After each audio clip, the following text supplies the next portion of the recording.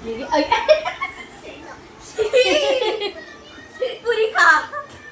खा बोलते, पूर्ण खाल्ली कर. पूर्ण आईस्क्रीमचा डब्बा घेऊन बसला हा सानू.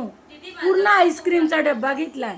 या डब्यामध्ये जेवढ्या आईस्क्रीम होत्या सगळ्या संपल्या, अर्ध्या खाल्ल्या, अर्ध्या फेकल्या, पण पूर्ण डब्बा घेऊन बसलाय बघा. सानू घाबरून गेला. काय होतंय? खाऊन झाली का आईस? अयो तोंड बघा तिचं.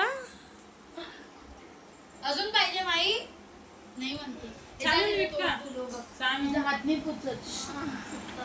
हॅलो गाईज, कसे आहेत तुम्ही? होप तुम्ही सगळे बरे असतील, स्वस्त असतील, मस्त असतील. Welcome back to my channel. मी बबली बघा कशी माझ्यावर हसून राहिली. गाईज मी विचार नाही हसत, स्वतःवर हसते. स्वतःवर असं कोणी हसतं का?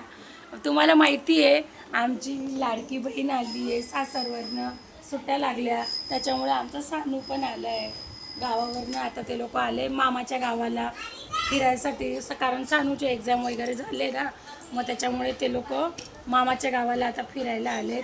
आणि मग सानू बघा त्या खुशीमध्ये एवढं आईस्क्रीम घेऊन बसलंय. कसं असतंय मग? हेलो गाईस कर, हेलो गाईस. कसं असतोय ना, तो हसून हसून एवढा हे झाला ना की तो पडूनच गेला.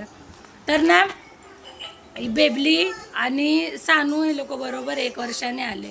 गेल्या सुट्टीमध्ये आले होते, या सुट्टीने ही बघा ही आमची बेबली. तिचं नाव काय आहे? हॅलो दीदी आईस्क्रीम